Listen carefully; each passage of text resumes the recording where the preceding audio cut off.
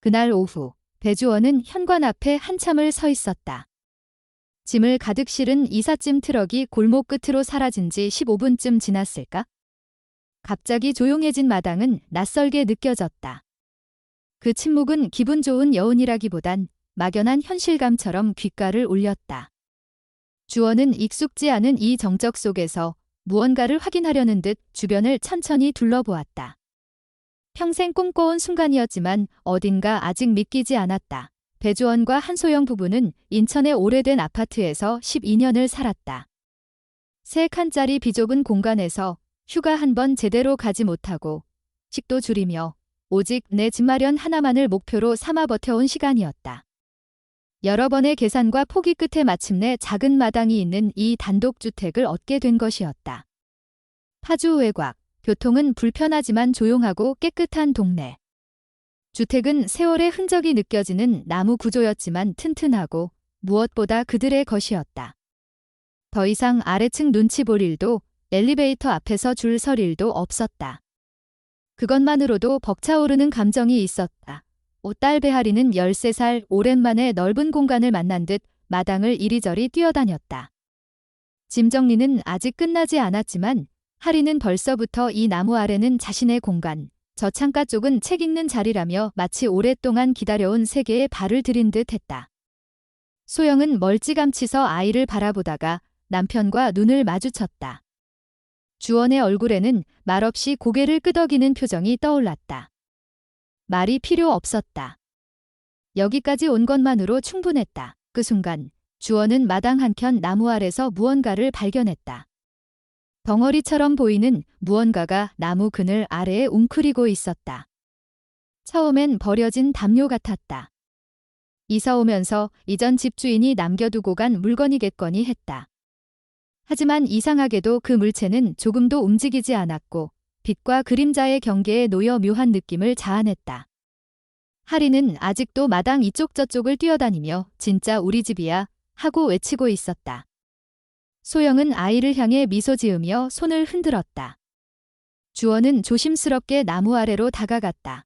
그가 가까이 갈수록 정체는 조금씩 드러났다. 그것은 오래된 천이 아니라 한 마리의 개였다. 더 정확히는 흰색 진돗개였다. 하지만 일반적인 진돗개가 떠오르게 할 만한 우아함이나 경계심은 전혀 느껴지지 않았다. 개는 엎드린 채 움직이지 않았고 몸이 곧저곧은 더러움에 덮여 있었으며 숨소리조차 희미했다. 가장 먼저 눈에 띈 것은 개의 목에 감긴 굵은 줄이었다. 튼튼한 끈이 나무에 단단히 묶여 있었고 매듭은 오래된 듯 딱딱하게 굳어 있었다. 누군가 이 개를 이 자리에 묶어놓고 떠난 것이 분명했다. 주원은 순간적으로 이해하지 못했다. 집을 판 사람들은 이 개에 대해 단 한마디도 언급하지 않았다. 계약서에도 중개인과의 마지막 통화에서도 이런 이야기는 없었다. 그는 휴대전화를 꺼내 들었다. 신경질적으로 번호를 눌렀지만 신호음만 길게 울릴 뿐이었다. 그는 몇 번이고 시도했지만 끝내 연결되지 않았다. 그 사이 소영도 이상함을 느끼고 다가왔다. 그녀는 개를 보자마자 얼굴이 굳었다. 할인 역시 달려왔고 개를 본 순간 멈춰섰다. 아이는 아무 말 없이 엄마 옆에 붙어섰다. 개는 움직이지 않았다. 고개를 돌리지도 귀를 까딱이지도 않았다. 숨은 쉬고 있었지만 그것만으로 살아있다고 말하긴 어려웠다. 하얀 털은 부분적으로 회색빛을 띠었고 엉킨 털 사이사이엔 진흙과 먼지가 붙어 있었다. 옆구리엔 멍 자국 같은 것이 있었고 꼬리는 땅에 붙은 채 완전히 늘어져 있었다. 입 주변에는 말라붙은 침 자국이 보였고 눈은 어딘가 먼 곳을 응시하고 있었다. 그 눈은 사람을 보는 눈이 아니었다. 기대도 없고 반응도 없었다. 단지 무언가를 기다리는 눈이었다. 마치 자신을 여기에 묻고 떠난 사람을 여전히 기다리고 있는 듯한 망각에 젖은 시선이었다. 소영은 조심스럽게 말했다. 어떻게 하지? 주원은 무거운 침묵 속에 고개를 숙였다. 그는 오랜 시간 현실적인 사람으로 살아왔다. 감정보다 우선시되는 것은 늘 책임감과 계산이었다. 하지만 지금 이 상황 앞에서 그는 계산할 수 없었다.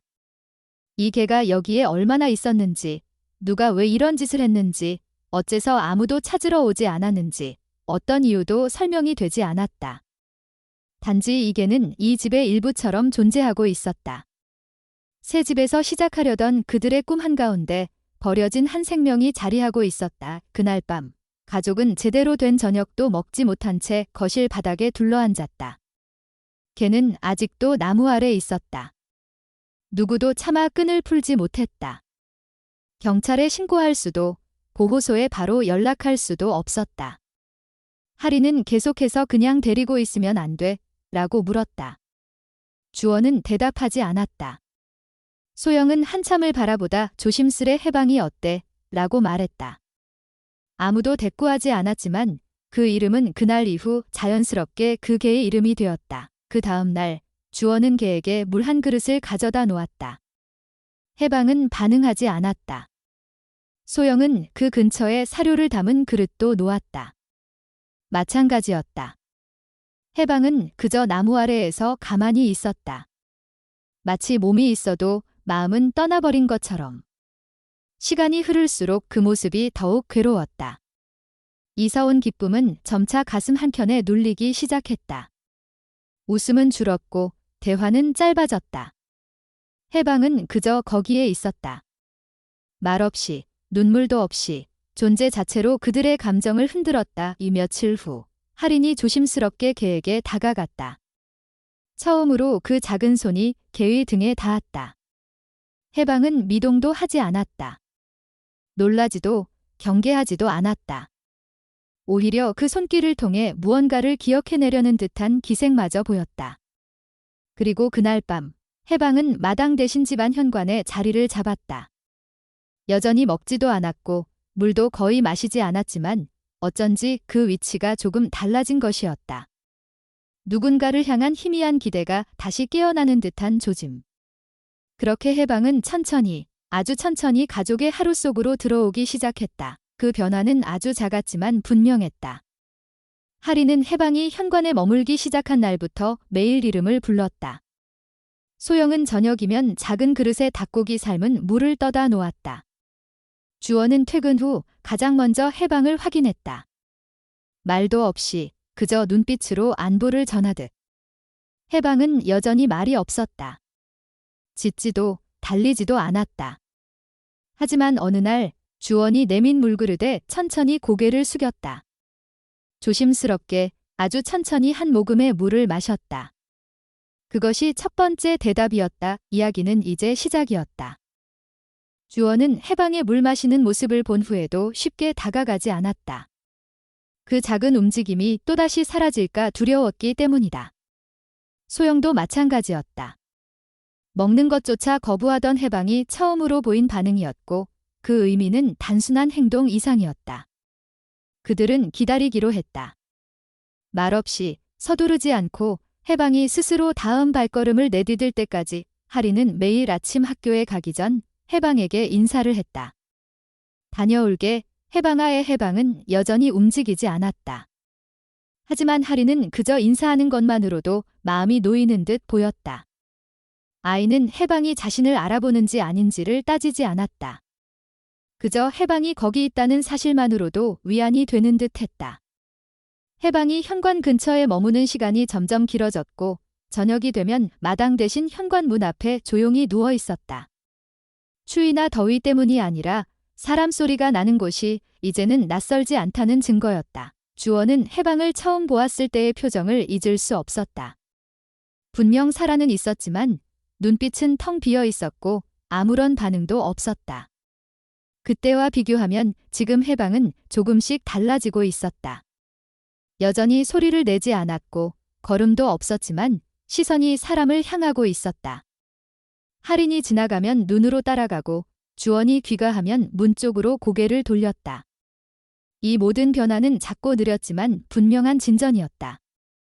주원은 그런 해방을 보며 자신이 처음 이 집을 보러 왔을 때를 떠올렸다. 그날도 마당은 조용했고 나무 그늘 아래 무언가가 있었다. 계약서에는 아무런 언급이 없었고 중개인은 모든 건 비워두고 나간다고 말했었다. 하지만 그 말은 거짓이었다. 해방은 남겨져 있었다. 그것도 일부러. 누군가는 해방을 이 나무에 묻고 떠났다. 그것은 단순한 방치가 아니었다. 탈출조차 불가능하게 한 유기였다. 그 사실이 주원을 오랫동안 괴롭혔다. 그는 자신도 모르게 집 주변을 둘러보며 흔적을 찾곤 했다. 그 개를 여기에 놔두고 간 사람이 남긴 단서라도 찾고 싶은 마음이었다. 소영은 해방의 상태를 계속 기록했다. 물을 마신 날, 고개를 돌린 날, 처음으로 몸을 옮긴 날에 그녀는 그것이 일종의 희망의 기록이라고 생각했다. 이 개가 조금이라도 회복되면 언젠가는 원래 주인을 찾을 수 있을지도 모른다는 막연한 기대도 있었다. 하지만 시간이 지날수록 해방이 본래의 주인을 그리워하고 있다는 확신은 사라졌다. 해방은 기다리고 있었지만 그것은 다시 만남을 바라는 마음이 아니라 오랜 시간 동안 학습된 체념에 가까웠다. 아무도 오지 않을 거라는 것을 알고 있음에도 떠나지 못하는 어디로도 갈 수 없는 무력감이었다. 하리는 점점 해방과의 시간을 늘려갔다. 책을 읽는 자리도 현관 앞이 되었고 간식을 먹을 때면 조심스럽게 조금 떼어 해방 옆에 놓았다. 해방은 며칠 동안 먹지 않았다. 그러다 어느 날 아무도 없는 시간에 조용히 그 간식을 먹은 흔적이 남아 있었다. 그 작은 변화에 하리는 환하게 웃었고 소영도 처음으로 미소를 지었다.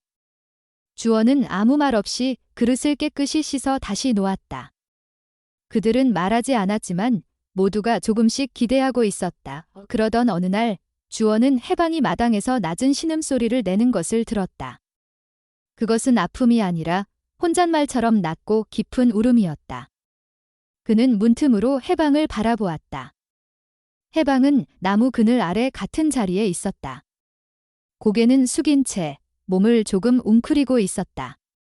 그 순간 주원은 그 울음이 해방이 처음으로 내뱉은 감정이라는 걸 깨달았다.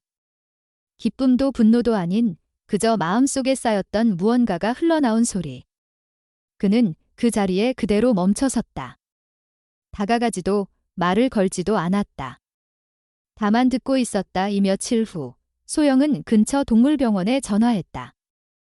해방의 건강 상태를 점검받고 싶다고 했다.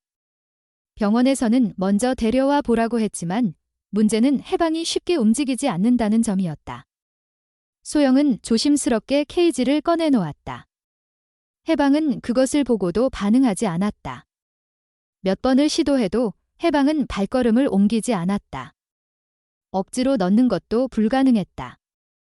소영은 병원에 다시 전화해 상담을 요청했고 수의사는 방문 진료를 제안했다. 그렇게 해방을 처음 본 전문가는 조용히 한참을 앉아 있었다. 그녀는 해방의 몸 상태를 간단히 체크한 후 조심스럽게 말했다. 심각한 탈수 증세와 영양 부족이 있었고 귀 주변에 염증이 생겨 있었으며 발바닥엔 오래된 상처가 남아 있었다. 무엇보다 그녀는 해방의 눈을 보며 심리적 외상이 크다고 판단했다. 단순한 유기견이 아니라 깊은 트라우마를 지닌 동물이었다. 치료는 오래 걸릴 것이고 무엇보다 마음의 회복이 더 중요하다고 했다. 그녀는 주원과 소영에게 가능한 많은 인내심과 반복되는 루틴을 강조했다. 그리고 마지막으로 말했다. 이 아이가 스스로 다시 다가오는 데는 시간이 걸릴 겁니다. 하지만 가능성은 있어요. 그날 이후 가족은 해방과 함께하는 방식을 바꾸었다. 적극적으로 뭔가를 하려고 하기보단 그저 곁에 있어주는 시간을 늘려갔다. 하리는 매일 아침 해방 옆에 자신의 머플러를 놓고 갔다. 소영은 음악을 틀어주었고 주원은 잠시 앉아 커피를 마시며 조용히 해방을 바라보았다. 해방은 어느 순간부터 그들을 피하지 않았다. 등지고 있던 몸이 옆으로 돌았고 고개를 든 채 바라보는 시간이 늘어났다. 아직도 멀었지만 시작은 분명했다. 어느 날 밤 해방은 스스로 집 안으로 들어왔다. 그 누구도 말하지 않았고 그 누구도 유도하지 않았다. 현관문이 열려 있었고 해방은 그 문턱을 천천히 넘었다. 거실 구석, 난방이 닿는 자리에서 몸을 말고 누웠다. 가족은 아무 말 없이 그 모습을 지켜보았다. 누구도 다가가지 않았고 누구도 손을 내밀지 않았다. 그저 조용히 있는 그대로를 받아들였다. 그날 밤 하리는 일기장에 적었다. 해방이가 드디어 집에 들어왔다. 진짜 우리 가족이 된 것 같다. 그 문장은 아직 이른 판단일지도 몰랐다. 하지만 확실한 건 있었다. 해방은 이제 기다리는 존재가 아니라 함께 살아가는 존재로 나아가고 있었다. 그 느린 발걸음이 어디로 향할지 아무도 알 수 없었지만 그 길에 함께할 사람들은 이미 곁에 있었다. 그들의 새로운 삶은 이제 막 시작되고 있었다. 해방이 거실 안으로 들어온 날부터 가족의 생활 리듬이 조금씩 바뀌기 시작했다. 이전까지는 해방이 집 밖에 있다는 사실만으로도 조심스럽고 조용한 움직임이 필요했지만 이제는 그 존재가 일상이 되기 시작했다. 아침이면 하리는 등교 준비를 하며 오늘도 잘 지내라는 인사를 남겼고 소영은 출근 전에 조용히 해방이 누운 자리 근처에 물그릇을 새로 채워두었다. 주원은 일찍 일어나는 날이면 커피잔을 들고 해방 옆에 앉아 조용한 시간을 보내기도 했다. 해방은 여전히 소리를 내지 않았고 먼저 다가오는 일도 없었다. 하지만 그 존재감은 확실했다. 하루하루 그의 위치가 조금씩 달라졌고 시선이 머무는 시간이 길어졌다. 가끔 할인이 다가가 말을 걸면 해방은 눈을 마주치기 시작했다. 대답은 없었지만 그 눈빛 속엔 분명한 반응이 담겨 있었다. 그것만으로도 할인은 기뻐했고 소영은 조용히 안도했다. 주원 역시 해방의 이런 작은 변화를 놓치지 않았다. 해방에게 가족이라는 개념이 자리 잡기 시작한 시점은 명확하지 않았다. 그건 어느 날 갑자기 찾아온 순간이 아니라 아주 느리고 조용하게 스며드는 과정이었다. 하지만 분명한 계기가 있었다. 어느 밤, 할인이 잠들기 직전까지 책을 읽다가 책을 들고 거실로 나왔고 그 순간 해방이 몸을 일으켰다. 그리고 소리 없이 할인을 따라 방 앞까지 갔다. 문이 닫히자 해방은 그 앞에 조용히 누워 있었다. 주원과 소영은 그 모습을 보고 아무 말 없이 서로를 바라봤다. 해방은 그저 한 번 따라갔을 뿐이었지만 그 행동은 분명한 신호였다. 그는 할인을 지키고 싶어 했다. 그것이 본능이든 감정이든 상관없이 그날 이후 해방은 밤이면 항상 할인 방 앞에서 잠들었다. 아무리 불을 꺼도 불편해 보여도 해방은 자리를 옮기지 않았다. 가족은 그 자리를 일부러 비워두었고 조용히 받아들였다. 할인은 그런 해방에게 더 가까워졌고 자연스럽게 하루에 한 번은 그의 머리를 쓰다듬었다. 해방은 그 손길을 피하지 않았다. 처음엔 무반응이었지만 점점 눈을 감거나 미세하게 몸을 기울이는 반응을 보였다. 소영은 그 작은 움직임을 보며 이게가 더 이상 무감각한 존재가 아니라는 걸 실감했다. 그 무렵 소영은 회사에서 작은 프로젝트를 마치고 하루 반차를 냈다. 집에 일찍 돌아오자 해방은 현관에 앉아 있었다. 그녀를 보자 고개를 들었고 짧은 순간 눈이 마주쳤다. 소영은 미소 지으며 다녀왔어 라고 말했다. 해방은 그저 바라봤지만 그녀는 처음으로 환영을 받는 기분이었다. 거창하지 않아도 그 순간은 충분히 특별했다. 그녀는 가방을 내려놓고 조심스럽게 해방 옆에 앉았다. 아무 말 없이 몇 분을 같이 있었다. 그저 같은 공간에 있다는 것만으로도 위로가 되는 순간이었다. 주말이 되자 가족은 작은 결심을 했다. 해방을 집 안으로 더 자주 들이기로 한 것이다. 날씨도 점점 쌀쌀해졌고 해방이 방 안까지는 들어오지 않더라도 거실에서 지내는 것이 자연스럽게 느껴졌다. 그래서 그들은 거실 한켠에 작은 담요를 펴고 해방만을 위한 자리를 마련했다. 그 자리는 처음엔 낯설어 보였지만 며칠이 지나자 해방은 그 위에서 머무는 시간이 늘어났다. 때론 그곳에서 잠들기도 했다. 가족은 그 모습을 조용히 바라보았다. 따뜻한 담요 하나가 전부였지만 해방에게는 그것이 처음 받아보는 환대처럼 보였다. 그러던 중 할인이 학교에서 열리는 동물 주제 발표 준비를 하게 되었다. 아이는 자연스럽게 해방에 대해 말하고 싶어 했다. 하지만 소영은 망설였다. 해방의 과거가 명확하지 않았고 아이의 발표로 인해 오히려 부담을 줄 수도 있다고 생각했기 때문이다. 주원은 조심스럽게 의견을 냈다. 할인이 해방이랑 보낸 시간을 이야기하고 싶은 거라면 막을 필요는 없을 것 같아 애소영은 한참 고민하다가 허락했다.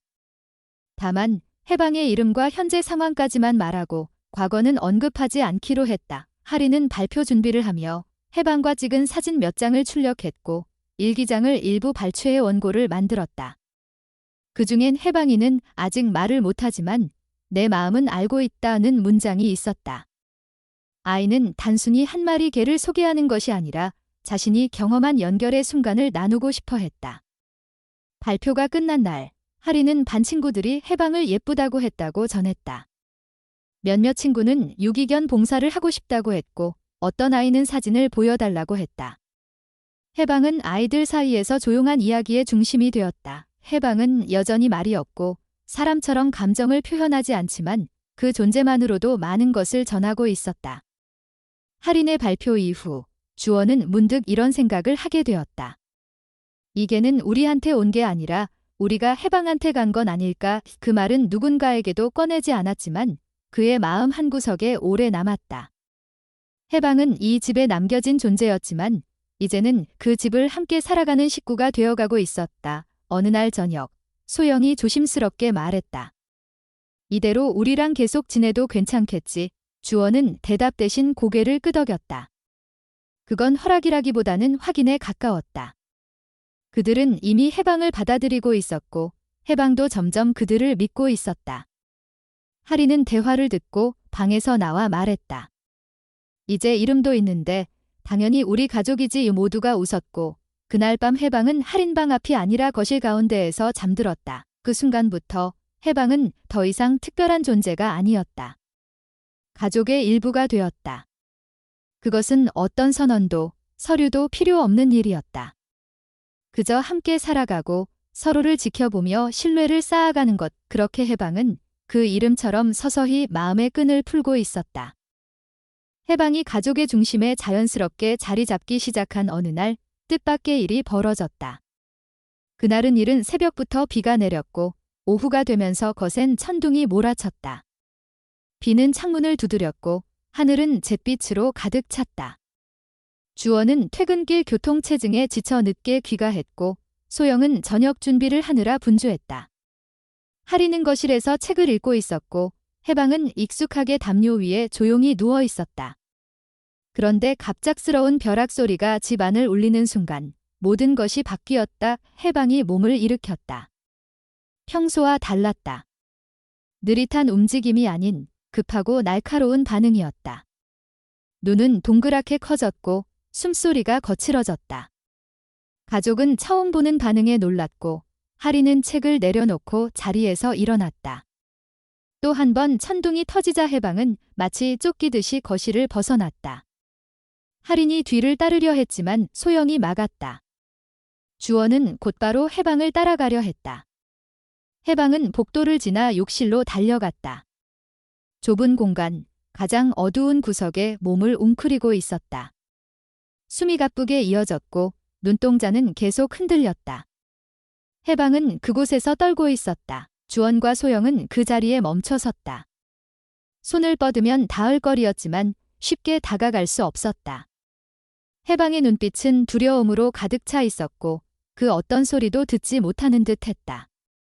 소영은 조용히 주저앉아 낮은 목소리로 말을 걸었다. 하리는 복도 끝에서 얼굴을 반쯤 내밀고 있었다. 해방은 그 누구도 바라보지 않았다.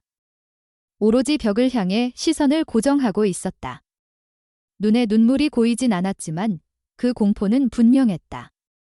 떨림, 호흡, 그리고 미세한 소리까지 해방은 전신으로 반응하고 있었다. 애소영은 그때 문득 한 가지를 떠올렸다. 이 동네의 여름비는 유난히 격렬하다는 것을 그들이 이사 오기 전 몇 번이고 들었던 말이었다. 그리고 해방이 묶여 있었던 그 나무는 마당 한가운데에 있었다. 지붕도 울타리도 없이 온몸으로 천둥과 비를 맞으며 버텼을 시간들이 머릿속에 그려졌다. 어쩌면 그날도 지금처럼 번개가 치고 하늘이 갈라질 듯 천둥이 몰아쳤을지도 모른다. 그 속에서 해방은 움직일 수도 도망칠 수도 없는 상태로 내던져졌을 것이다. 그 기억이 지금 다시 되살아나고 있는 것이다. 그 생각에 소영의 입술이 굳게 닫혔다. 하리는 눈물 가득한 얼굴로 물었다. 엄마, 해방이 무서운 거야? 소영은 대답하지 않았다. 대신 주원이 조용히 하린의 어깨를 감싸며 방으로 데려갔다. 다시 욕실로 돌아온 그는 소영 옆에 앉았다. 해방은 여전히 벽을 보고 있었다. 그의 몸은 굳어 있었고 어떠한 접촉도 받아들일 상태가 아니었다. 소영은 담요 하나를 가져와 조심스럽게 옆에 놓았다. 주원은 그 옆에 물그릇을 두었다. 그들은 아무것도 강요하지 않았다. 그저 그 자리에 함께 있었다. 시간이 조금씩 흘렀고 비는 여전히 창밖을 때렸다. 천둥 소리는 점점 멀어졌지만 해방의 떨림은 쉽게 가라앉지 않았다. 밤이 깊어지고 조명이 어두워질수록 해방의 움직임은 느려졌고 눈빛에도 미세한 변화가 생겼다. 여전히 경계는 사라지지 않았지만 몸을 바닥에 조금 더 내리는 듯한 자세로 바뀌었다. 그 변화는 크지 않았지만 가족에게는 충분한 신호였다. 소영은 그제야 숨을 고르며 조용히 말했다. 괜찮아, 해방아. 이제 괜찮아. 그날 밤 해방은 욕실에서 밤을 보냈다.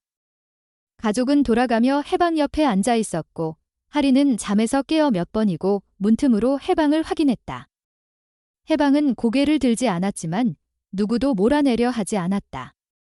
그 공포는 완전히 사라지지 않았지만 적어도 더 이상 혼자 두지 않겠다는 약속은 전해졌을 것이다.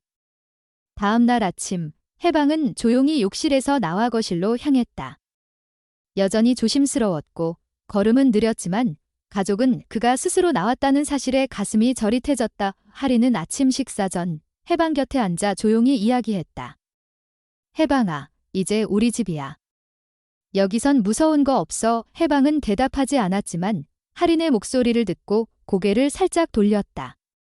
그것은 미묘한 반응이었지만 분명히 의식하고 있는 행동이었다. 그날 이후 가족은 해방이 천둥이나 큰 소리에 어떤 반응을 보이는지 세심하게 살폈다. 음악을 틀고 커튼을 치고 가능한 한 자극을 줄이려 노력했다. 그리고 무엇보다 해방이 숨을 곳을 미리 마련해 주었다. 가장 조용하고 어두운 공간, 언제든 돌아갈 수 있는 작은 쉼터였다. 주원은 어느 날 인터넷에서 반려동물의 외상 후 스트레스 장애에 대한 글을 읽었다. 그 안에는 소리에 대한 예민한 반응, 특정 상황에서의 과호흡, 갑작스러운 공격성 등 다양한 증상이 설명되어 있었다. 해방은 다행히 공격적인 모습은 보이지 않았지만 두려움에 몸이 마비되는 반응은 그 글에 그대로 일치했다. 그는 소영과 함께 그 자료를 공유했고 두 사람은 해방을 위한 환경 조성을 조금 더 구체적으로 고민하기 시작했다. 소리 자극에 대비한 공간 마련, 예측 가능한 생활 루틴 유지, 그리고 무엇보다 기다림. 며칠이 지나고 다시 비가 내리던 날 밤, 이번엔 천둥이 아주 멀리서 울렸다. 가족은 조용히 해방을 바라보았다. 해방은 순간적으로 몸을 움츠렸지만 전처럼 욕실로 달려가진 않았다. 대신 하린이 깔아둔 담요 위에서 고개를 숙이고 몸을 말았다. 소영은 조용히 다가가 옆에 앉았고 해방은 눈을 떴다. 눈동자가 흔들렸지만 움직이지 않았다. 그녀는 말없이 손을 무릎에 올려놓고 숨을 고르며 그 자리에 가만히 있었다. 해방은 다시 눈을 감았다. 그날 밤, 해방은 더 이상 달아나지 않았다. 가족은 그날을 작은 전환점으로 기억했다. 비가 오는 날이 여전히 무섭고 큰 소리는 여전히 해방을 움츠리게 했지만 그는 더 이상 과거에 묶여있지 않았다. 서서히, 아주 천천히 해방은 그 과거에서 걸어 나오고 있었다. 그리고 그 길 끝에 함께 걸어주는 사람들이 있었다. 그들은 다짐했다. 다시는 해방이 혼자 두려움 속에서 떨게 하지 않겠다고. 아무리 긴 시간이 걸리더라도 해방이 더 이상 도망치지 않아도 되는 세상을 만들어주겠다고. 그 다짐은 말이 아니라 행동으로 매일 쌓여갔다. 해방이 점점 안정을 찾아가는 듯한 시점에 뜻밖의 문제가 발견되었다. 어느 날 아침, 소영은 해방의 숨소리가 평소보다 조금 거칠다는 걸 느꼈다. 대수롭지 않게 여기려 했지만 며칠이 지나도록 상황이 나아지지 않았다. 숨을 쉴 때마다 미세하게 몸이 들썩였고 가끔은 자리에 누운 채로 깊게 숨을 몰아쉬었다. 걱정이 커진 소영은 결국 동물병원에 다시 연락했고 이번에는 해방을 직접 데리고 방문하기로 했다. 하리는 처음으로 해방과 함께 병원에 동행했다. 해방은 병원 대기실에서 불안한 기색을 보였지만 소영의 손에 가만히 머리를 기댔다. 이전과는 확실히 달라진 모습이었다. 수의사는 해방의 상태를 꼼꼼히 살폈다. 청진기로 심장 소리를 듣던 순간 잠시 멈칫했다. 다시 자세히 들은 후 고개를 들고 말했다. 심장에 잡음이 있습니다. 정밀 검사가 필요해요. 그 말에 소영은 아무 말도 하지 못했다. 초음파 검사가 이어졌고 피 검사를 위해 혈액을 채취했다. 해방은 조용히 버텼다. 짖지도 움직이지도 않고 그저 눈을 감은 채 모든 절차를 받아들였다. 하리는 조심스럽게 해방의 등을 쓰다듬었고 주원은 검사 결과가 나올 때까지 대기실에서 벽을 바라보며 서 있었다. 시간이 흐르고 수의사가 다시 불렀다. 정밀 초음파 검사 결과는 충격적이었다. 해방의 심장 안에는 기생충이 있었다. 심장사상충, 그것도 심한 단계였다. 수의사는 조심스럽게 설명했다. 아마도 몇 년간 방치되어 있었던 것 같아요. 지금 상태로는 치료가 급합니다. 진행하지 않으면 생명에 위협이 있어요. 치료는 가능하지만 시간이 오래 걸리고 부작용도 큽니다. 무엇보다 비용이 많이 들어갑니다. 주원은 말이 없었고 소영은 침묵 속에서 입술을 깨물었다. 하리는 수의사의 설명을 다 알아듣지는 못했지만 분위기만으로 충분히 심각함을 느꼈다. 그날 병원에서 돌아오는 길, 차 안은 조용했다. 해방은 조수석 발밑에서 잠잠히 앉아 있었다. 아무도 말을 꺼내지 않았다. 집에 도착해서도 마찬가지였다.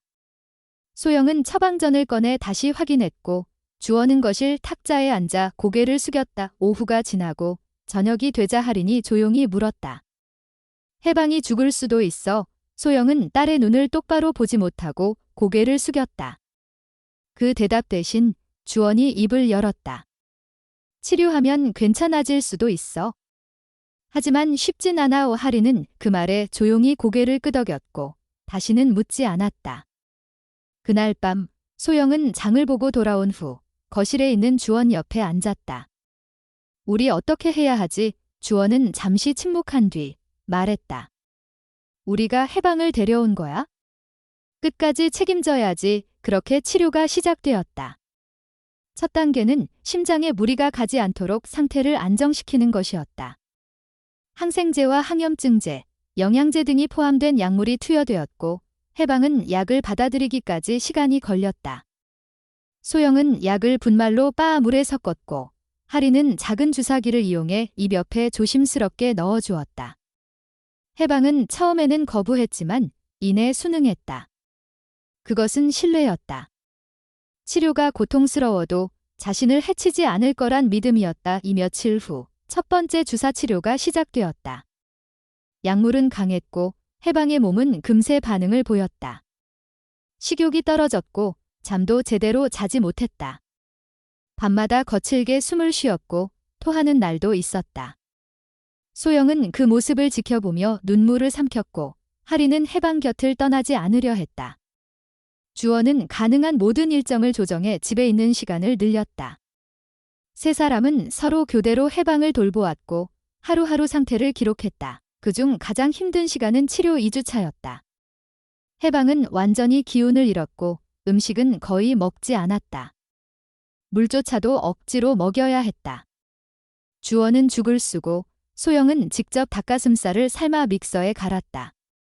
하리는 노트에 해방이 먹은 양과 반응을 적었다. 그리고 밤이면 해방 옆에서 책을 읽어주었다.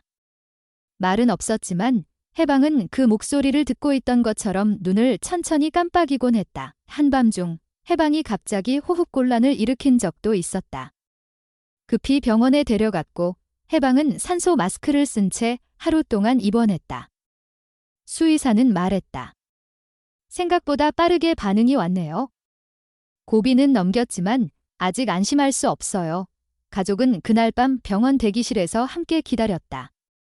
누구도 먼저 말을 꺼내지 않았고 시간은 느리게 흘렀다. 해방이 다시 집에 돌아왔을 때 그는 지쳐 있었지만 눈을 들었다. 할인을 보았고 소영에게 머리를 기댔다. 치료는 계속되었다. 두 번째 약물 투여, 정기적인 피 검사, 그리고 안정기. 상태는 천천히 나아지고 있었지만 비용은 급격히 늘어나고 있었다. 적금 통장을 깼고 계획했던 집 보수는 미뤄졌다. 여름 휴가는 물론 생활비까지 조정해야 했다. 하지만 누구도 후회하지 않았다.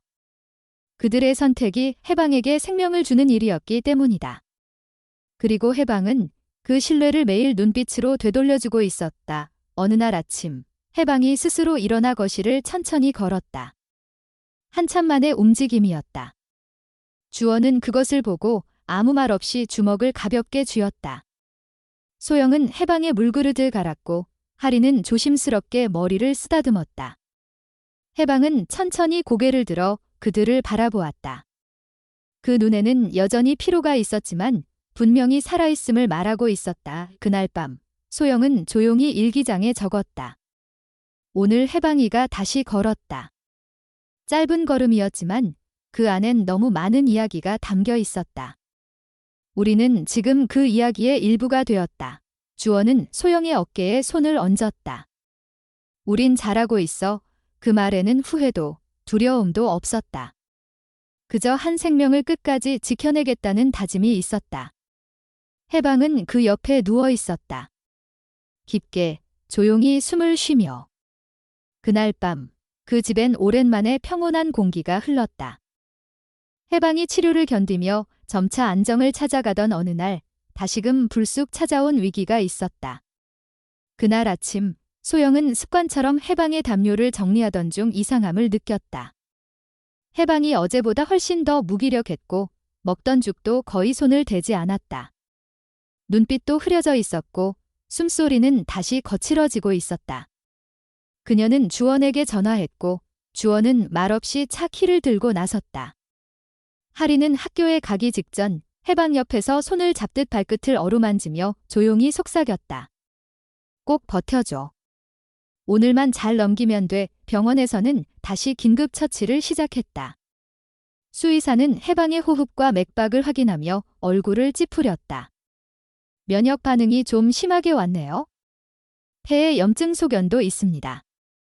바로 입원시키겠습니다. 소영은 병실 안으로 실려가는 해방을 바라보며 아무 말도 하지 못했다. 주원은 그녀의 어깨에 손을 얹었고 두 사람은 그 자리에 서서 한참을 움직이지 않았다. 그들의 발끝에서 시작된 침묵은 병실 안 모니터의 삐소리와 뒤섞여 마음 깊은 곳까지 스며들었다. 그날 밤, 할인은 집에서 혼자 잠을 자지 못했다. 소영과 주원이 병원에서 돌아오자 아이는 조용히 말했다. 해방이. 괜찮아. 주원은 아이를 안으며 짧게 대답했다. 지금은 조금 나아졌어. 선생님들이 잘 보고 계셔. 그 말은 위로였지만 할인은 이미 눈치채고 있었다. 해방이 또 한 번 고비를 넘기고 있음을, 그리고 이번에는 지난번보다 더 위험하다는 걸 그녀는 무릎을 끌어안고 조용히 고개를 끄덕였다. 병원에서의 이틀은 길고 무거웠다. 해방은 산소 마스크를 착용했고 정맥으로 수액이 연결되어 있었다. 눈을 떴지만 초점이 흐렸고 움직임은 거의 없었다. 소영은 매일 병실에 들렀고 할인은 수업이 끝난 후 엄마의 핸드폰으로 사진을 받아보았다. 주원은 수의사와의 면담을 요청했다. 수의사는 진지한 표정으로 말했다. 치료는 계속할 수 있습니다. 하지만 해방이 견뎌낼 수 있을지는 장담하기 어렵습니다. 상태가 매우 약해졌어요. 그 말을 듣고 주원은 병실 앞 의자에 조용히 앉았다. 머릿속으로 여러 가지 생각이 스쳐갔다. 처음 해방을 발견했던 날, 조심스럽게 끈을 잘랐던 순간, 그리고 해방이 처음으로 고개를 들어 눈을 맞췄던 기억. 지금 그의 앞에 있는 해방은 그때보다 훨씬 말랐고 작아 보였다.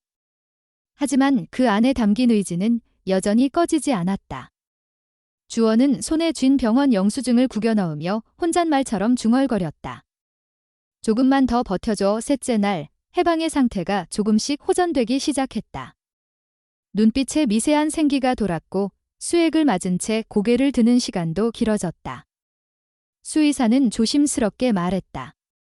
아직 위험하긴 하지만 고비는 넘긴 것 같습니다. 소영은 그 말을 듣고 자리에서 일어나 병실로 향했다. 해방은 그녀를 보자 눈을 깜빡였고 그녀는 조심스럽게 손끝을 침대 가장자리 위에 올려두었다. 해방은 아주 천천히 그 손을 향해 코끝을 움직였다.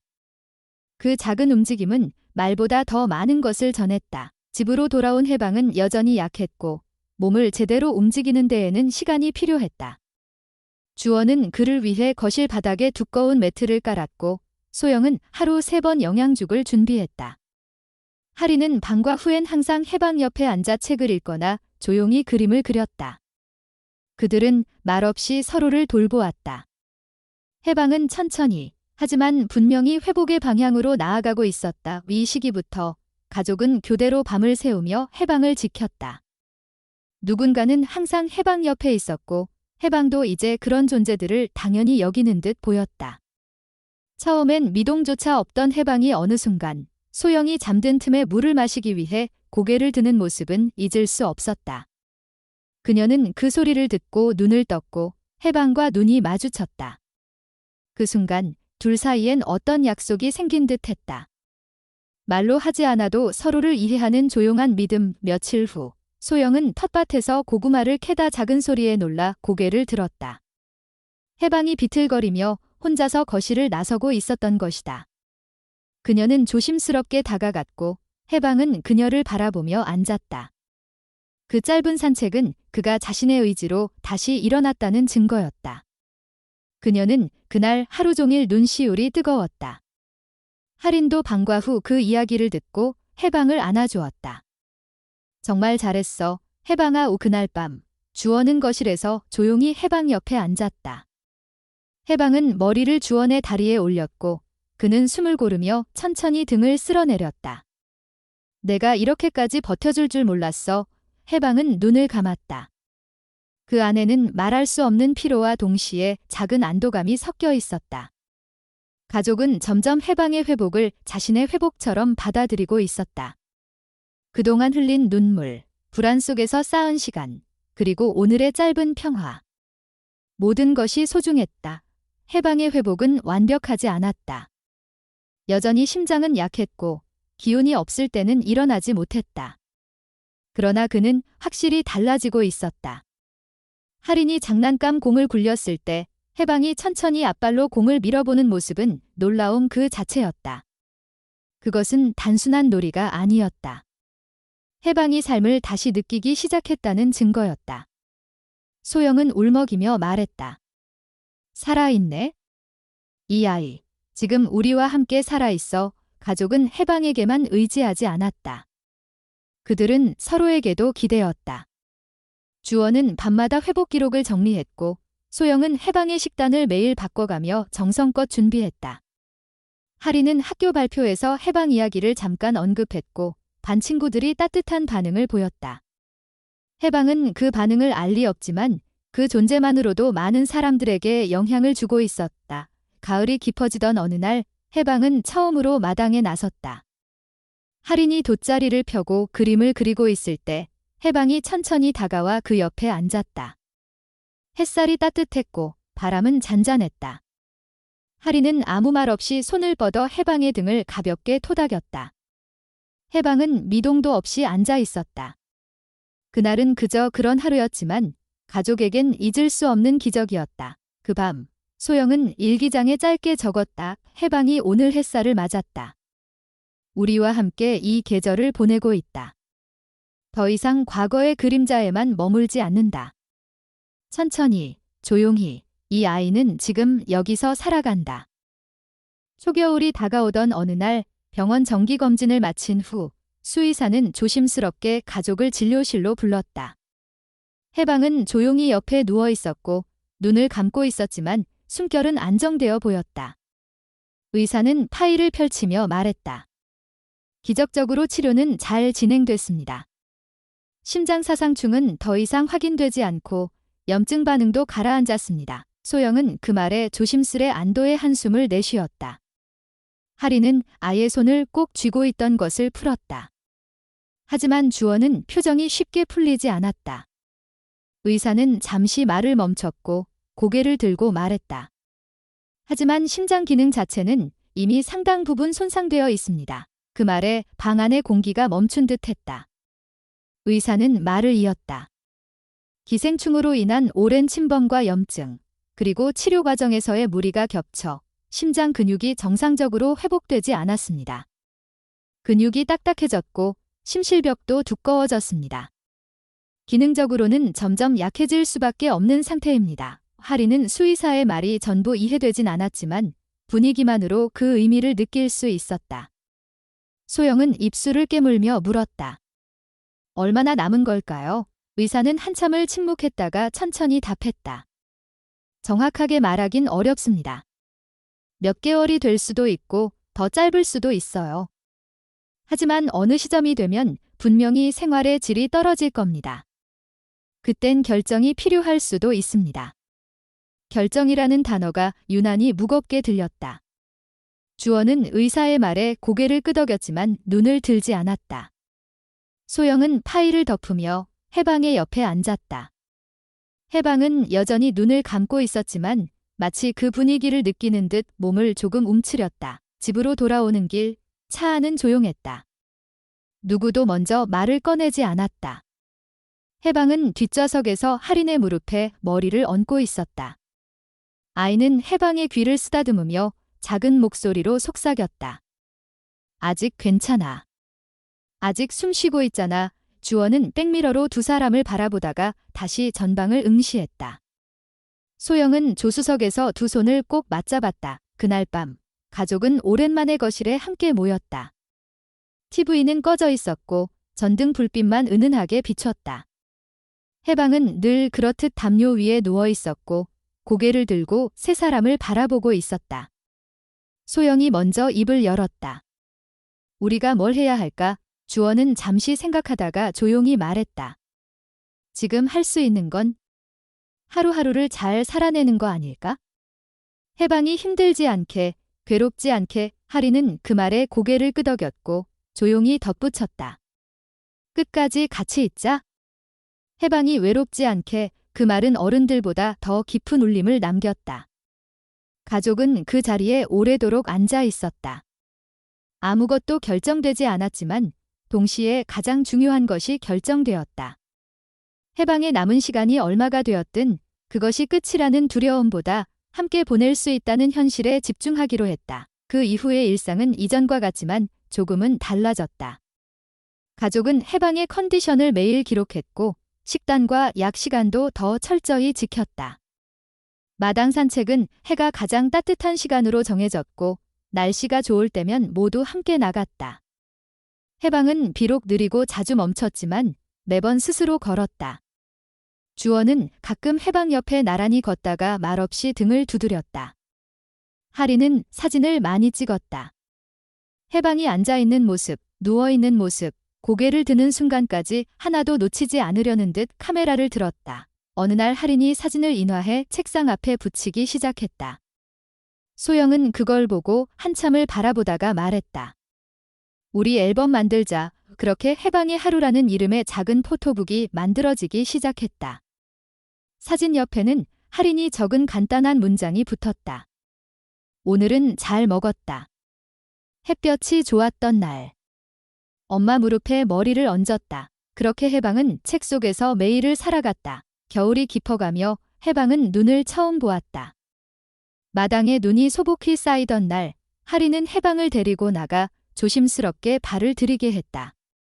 해방은 발밑에 차가운 감촉에 놀란 듯 잠시 멈췄다가 천천히 눈 위에 발자국을 남겼다. 그 모습에 할인은 웃음을 터뜨렸고 주원은 그 순간을 사진으로 남겼다. 사진 속 해방은 조용하지만 생기가 있었다. 소영은 사진을 바라보며 말했다. 지금 이 순간만으로도 충분해. 하지만 점점 변화는 다가왔다. 해방이 숨을 고르는 시간이 길어졌고 식욕도 줄었다. 전에는 하루 3번이던 식사가 2번으로 다시 1번으로 줄었다. 마당 산책도 점점 힘들어졌다. 해방은 자주 멈췄고 때로는 안아서 데려와야 했다. 수의사는 말했다. 이제부터는 하루하루가 선물 같은 시간입니다. 그 말은 이미 마음속에서 알고 있던 사실이었다. 그러던 중 어느 밤 해방이 평소보다 깊게 잠들었다. 숨은 약했고 가슴의 움직임도 미세했다. 하리는 그 모습을 보고 눈물을 흘리며 속삭였다. 해방아, 고마워. 지금까지 와줘서 고마워. 그 말을 들은 해방은 아주 천천히 눈을 떴다. 그리고 하린을 바라보다가 다시 감았다. 소영은 아이를 안으며 속삭였다. 아직이야. 아직 우리 옆에 있어. 그날 밤 가족은 번갈아 해방 옆에 앉았다. 누군가는 손을 잡고 누군가는 노래를 흥얼거렸다. 침묵 속에서도 따뜻한 기운이 감돌았다. 주원은 속으로 되뇌었다. 이제 언제가 되어도 괜찮아. 우리는 해방이랑 충분히 함께했어. 그 말은 스스로에게도 위로였고 해방에게 보내는 마지막 다짐이었다. 겨울이 끝나가던 어느 날 해방은 마지막 산책을 했다. 햇살이 들던 마당에서 가족과 함께 조용히 앉아 있었다. 바람은 차가웠지만 해방의 눈은 고요했다. 그날 하루 종일 해방은 잠들 듯 앉아 있었고 가족은 그의 곁을 지켰다. 그리고 밤이 되기 전 해방은 숨을 고르듯 마지막 호흡을 남기고 조용히 눈을 감았다. 그 순간 소영은 해방의 머리를 가만히 감싸 안았고 주원은 등을 쓰다듬었다. 하리는 두 눈 가득 눈물을 담은 채 속삭였다. 사랑해, 해방아. 영원히 기억할게. 해방은 조용히 그리고 평온하게 떠났다. 아프지 않게, 혼자가 아닌 채로.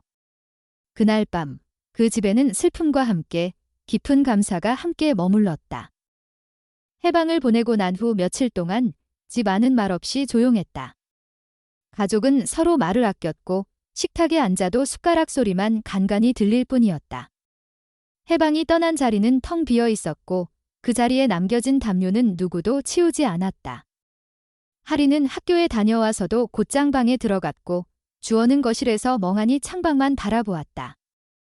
소영은 낮으면 자꾸 주방에서 무언가를 만들다 말고 서서 해방이 가장 좋아하던 간식을 손에 쥔 채 한참을 멈춰 서 있었다. 그들은 해방이 없는 하루를 받아들이는데 시간이 필요했다.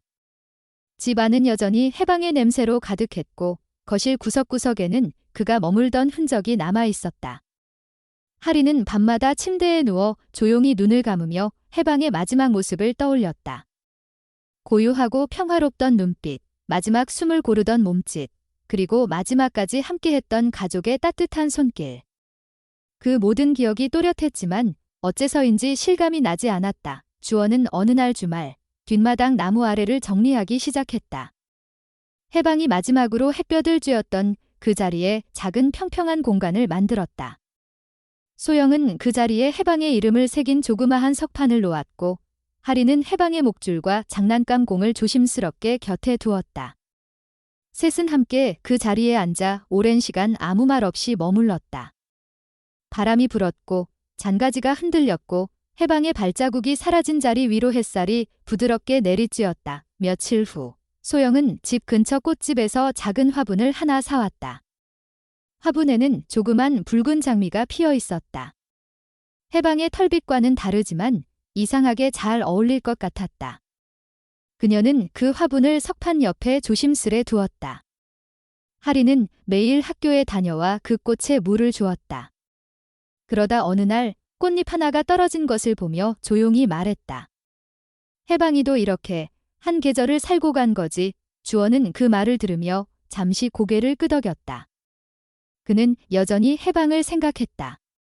그들이 처음 이 집에 왔을 때 해방은 마당 구석에 묶여 있었다.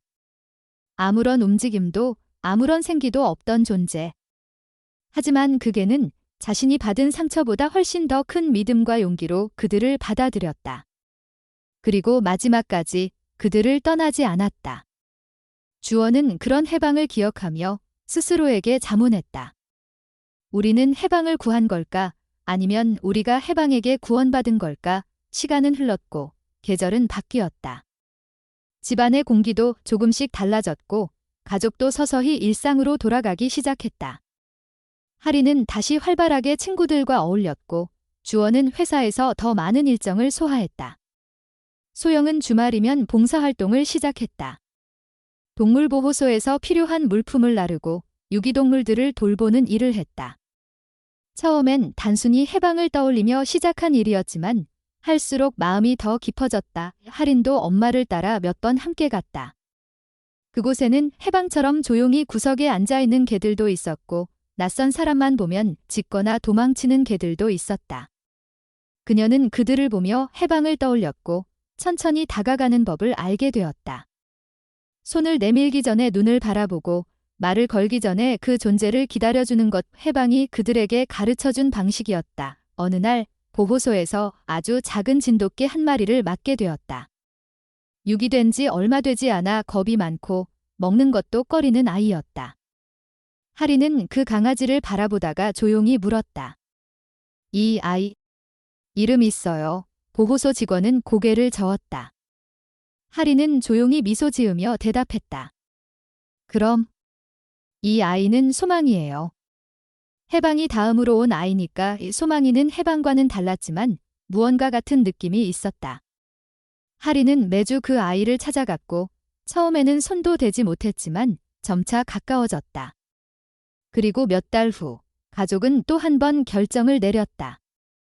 우리 집에 데려오자. 그 결정은 쉽지 않았지만 누구도 반대하지 않았다. 주원은 조용히 말했다. 해방이도 이 아이도 결국 같은 마음으로 우리를 찾아온 거니까 이 소망이는 아직 어렸다. 장난을 많이 쳤고 가끔은 낯선 소리에 짖기도 했다. 해방과는 다른 성격이었지만 그 다름이 오히려 가족에게 새로운 따뜻함을 주었다. 하리는 해방의 담요를 소망에게 물려주었고 소영은 해방이 쓰던 밥그릇을 다시 꺼냈다. 주원은 마당 한켠에 해방과 소망의 이름이 함께 새겨진 작은 나무 표지판을 세웠다. 그 아래에는 이렇게 적혀 있었다. 믿지 않을게. 너는 우리에게 사랑이 무엇인지 가르쳐줬어. 어느 맑은 날 소망이는 해방이 누웠던 마당 한복판에서 햇살을 받으며 잠들었다. 하리는 그 모습을 바라보다가 조용히 혼잣말했다. 해방아, 보고 있지? 우리가 너한테 배운 걸 이렇게 이어가고 있어. 주원과 소영도 그 말을 듣고 미소 지었다. 그들은 이제 해방을 떠올릴 때마다 슬픔보다 감사가 먼저 떠올랐다. 해방은 짧은 시간 동안 그들과 함께 했지만 남긴 흔적은 길고 깊었다. 그는 말 한마디 없이 모든 것을 전했고 고통 속에서도 신뢰를 잃지 않았다. 그 신뢰는 사람들에게 다시 사랑을 믿게 했고 한 존재가 남긴 흔적이 또 다른 생명을 품을 수 있게 했다. 해방이 떠난 자리는 비어 있었지만 그 빈자리는 새로운 사랑을 맞이할 준비가 되어 있었다. 어떤 존재는 짧게 머물다 가지만 그들이 남긴 마음은 오래도록 남는다. 해방은 그 가족에게 삶을 어떻게 마주해야 하는지를 가르쳐 주었다. 상처를 품고도 다시 손을 내미는 용기, 두려움 속에서도 다가오는 마음, 그리고 사랑을 끝까지 지켜내는 책임. 세상은 여전히 잔인한 순간이 많고 외로운 생명들이 넘쳐나지만 누군가의 따뜻한 손길 하나가 그들의 세상을 바꾼다. 해방은 그런 손길을 기다리던 존재였고 동시에 그런 손길이 될 줄 몰랐던 이들에게 삶의 방향을 다시 알려준 길잡이였다. 그날 이후로도 계절은 변했고 꽃은 피고 졌다. 마당의 조그만 석판 위에는 바람결에 낙엽이 떨어지곤 했지만 그것을 치우는 손길은 늘 부드러웠다.